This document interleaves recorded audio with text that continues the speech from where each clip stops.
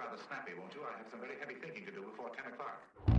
You've done well so far, but up until now, I've only been using a mere 5% of my power. Now let's see how well you fare against my Biden blast. Are we having fun yet? Hell yeah!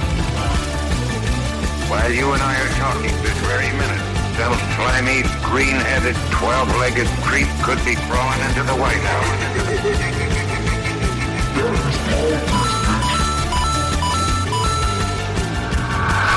After all, if our national leaders were elected on the basis of tricky slogans, our country would be in a terrible mess. Hello, everybody, and welcome back to By the Ballot. I am your host, Matt Royer.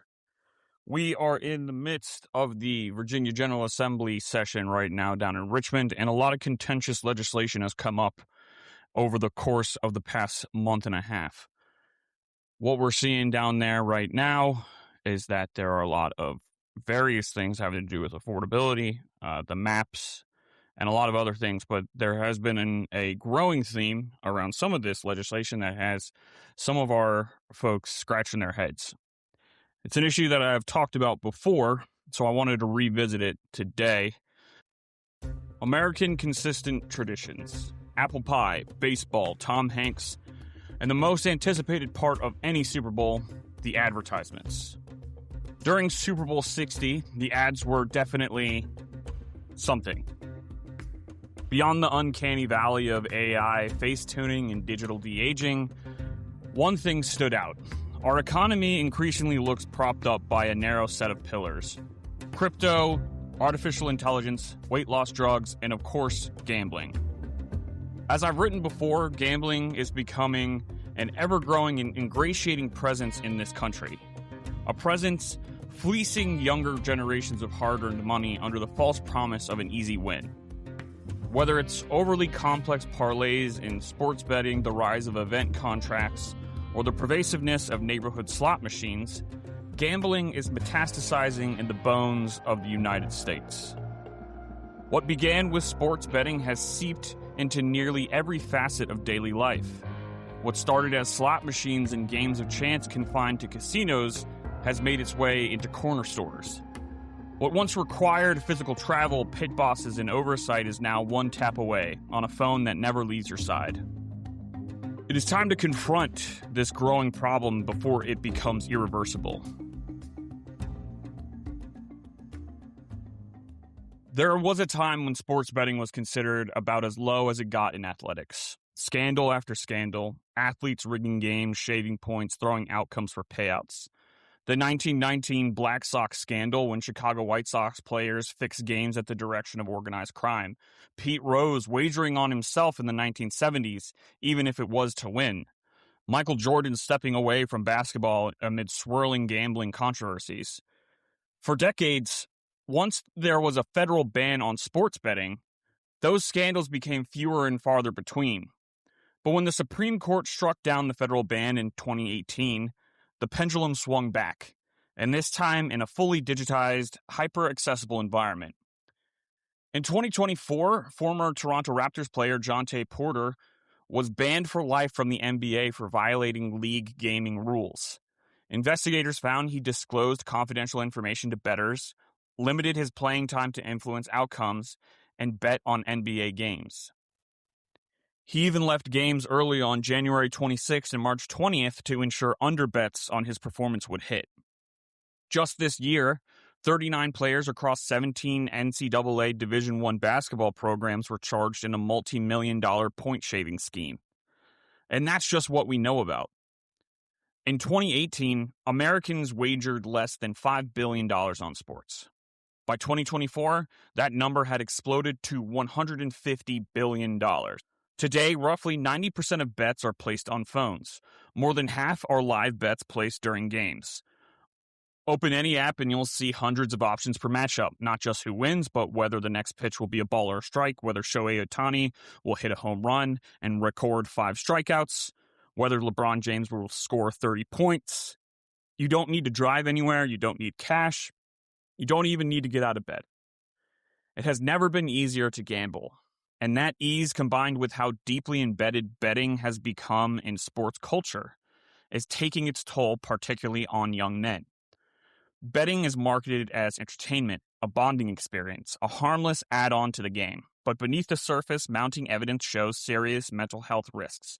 Risks that often go unnoticed until they begin damaging relationships, finances, and emotional stability. Betting apps are engineered the same way social media platforms are engineered. Bright colors, bonus bets, push notifications, rapid outcomes. Each win or near win triggers dopamine. For those wired for competition and instant feedback loops, it becomes incredibly difficult to step away. And it's no longer just simple win or loss wagers. Companies aggressively promote complicated parlays, promising massive payouts. But parlays carry extremely low probabilities and a steep house edge, often generating negative returns between 15% and 30%. Every added leg increases the odds of total loss exponentially. They look thrilling, they are mathematically brutal. And somewhere along the way, the game stops being fun. You're no longer rooting for your team. You're rooting for an obscure stat line, a rebound total, a coin toss. You're hoping a player you've never cared about misses a free throw because your under depends on it. Team loyalty fades, the communal experience erodes, the sport becomes a financial instrument instead of a shared culture. That's when normalized betting culture veers into something far more dangerous. On January 7th, 2026, White House Press Secretary Caroline Leavitt abruptly ended what had been a relatively routine press conference at 64 minutes and 30 seconds, just under 65 minutes. Normally, the exact duration of a White House briefing would be trivial, anecdotal, forgettable. But to a handful of predictive market traders, it was extremely important. On Kalshi, contracts had been purchased betting that the briefing would not exceed 65 minutes, an outcome that, based on pricing, had roughly a 2% chance of occurring. Those who bet against the over reportedly made 50 times their money. The story gained traction on X after a user highlighted the trade. What made it more than internet gossip was the overlap. Donald Trump Jr. sits on the boards of both Kalshi and Polymarket. To many observers, it reeked of insider trading, that the possibility that a White House press secretary could be influencing a market tied to a platform advised by the president's son. Maybe it was a coincidence, maybe it wasn't. But the structure allows for it, and that's the deeper problem. And there have been darker examples. One Polymarket account wagered that Venezuela President Nicolas Maduro would be removed from power before the end of January, netting roughly $400,000 when U.S. forces captured him on drug trafficking charges the very next day. The wager was so far out of left field that it's hard to imagine someone placing it without knowledge of military operations about to unfold. This is where event contracts stop looking like novelty bets and start resembling information arbitrage. In response, Congressman Richie Torres of New York introduced the Public Integrity in Financial Prediction Markets Act of 2026, which would bar federal elected officials, executive branch employees, political appointees, and congressional staff from betting on government policy action or political outcomes when they have access to material, non-public information. These may sound like extreme examples, but they illustrate how political and governmental outcomes can be gamified, manipulated the same way point shaving corrupts sports. And it's not just the predictive side that's dangerous, it's the perception.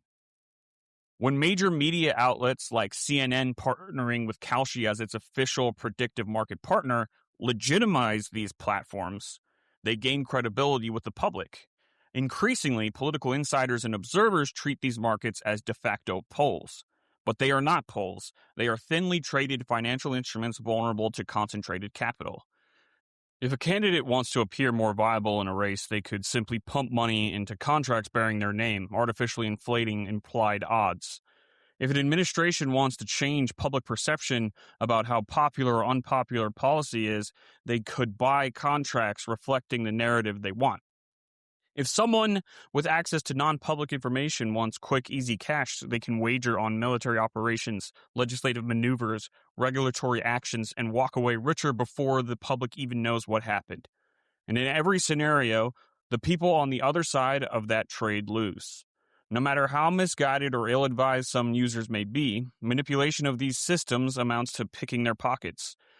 Approximately 70% of users on prediction markets like Polymarket and Kalshi have lost money, with profits heavily concentrated among a tiny fraction of elite traders. Users frequently report losing large sums rapidly, with some traders losing over on single events. Recent data indicates $500 million was lost in a single day on Kalshi, while 1.1 million Polymarket addresses recorded losses, with some losing over $1 million. While millions lose, roughly 700 accounts managed to secure about $1 million each in profits, showing that very unbalanced distribution of wealth. So again, the question becomes unavoidable. What are they winning and what are we losing?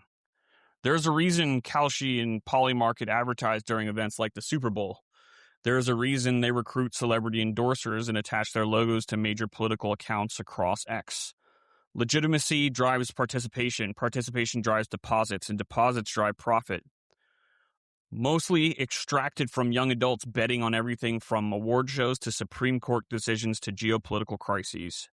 Right now, lawsuits are pending alleging these platforms operate as unregulated sports betting entities, avoiding taxes and oversight that traditional casinos face. But lawsuits alone are not sufficient. Without clear regulation and enforcement, we are allowing political reality itself to become another casino floor, one where those closest to power can tilt the odds. There are currently thousands of illegal skill game machines that are operating within the Commonwealth of Virginia. Working Virginia families are currently losing thousands of dollars a day on them from their hard-earned paychecks. These have been illegal for years now, and yet they have not gone away. Proponents of these machines will say that we are missing out on all their revenue, but they are missing the broader point. Who pays that revenue? I live in Herndon in western Fairfax County, where I grew up, and over the past couple of years, I've seen these machines pop up in convenience stores, barbershops, and local businesses. For example, there is a 7-Eleven on the corner of Eldon and Alabama Drive. And for those who grew up in Herndon like me, we know that this is the 7-Eleven where folks go to look for day labor. And that neighborhood has a massive immigration population in the surrounding developments.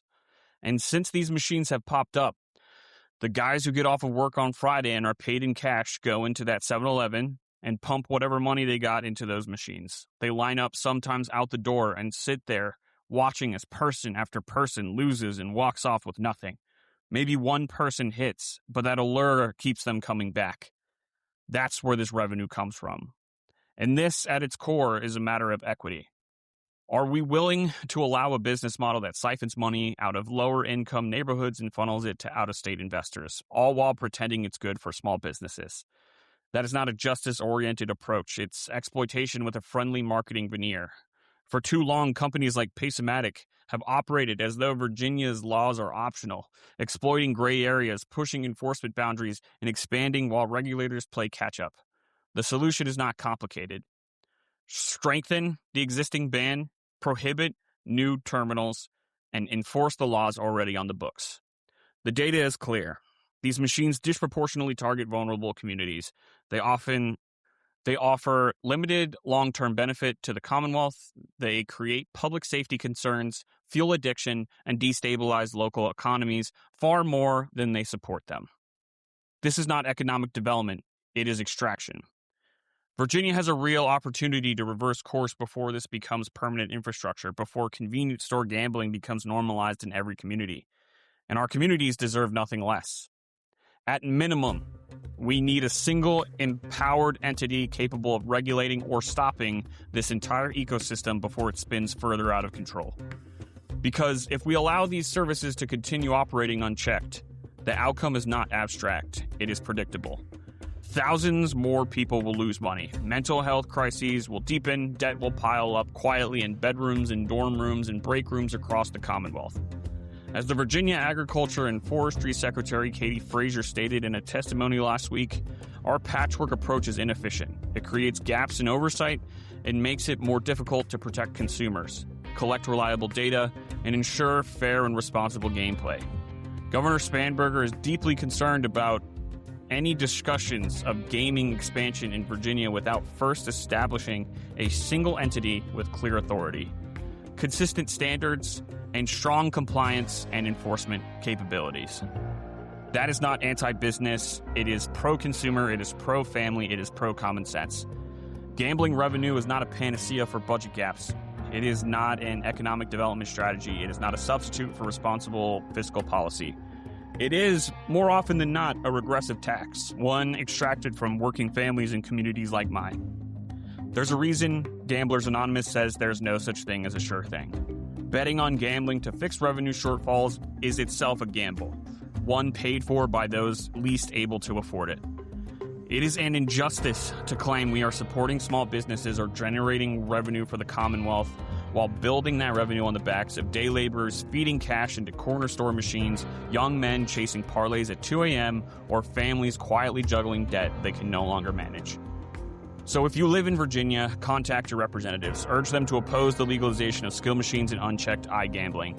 Support Delegate Krisik's proposal for a dedicated gambling commission with real authority and oversight. Virginia should not profit off private ruin and vice. Because at the end of the day, this isn't about entertainment. It isn't about innovation. It isn't about modernization. It's about whether we are going to let sports, our politics, and our communities be turned into casino floors where the house always wins. And the house is not you. Thank you for listening and reading By the Ballot. Make sure to remember to like, subscribe, and share so we can continue to grow our audience. We will be back next week to talk more about Virginia, Democrats, and everything at large. So until next time, bye-bye.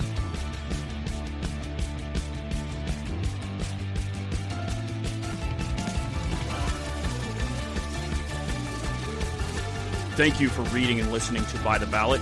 By the Ballot is an opinion series published on Substack, written, hosted, and produced by Matt Royer. Our theme music is Blah Blah Blah by The Revolution. All views expressed are solely those of the author and should not be interpreted as reporting or objective journalism or attributed to any other individual or organization. This publication represents personal commentary, analysis, and opinion only.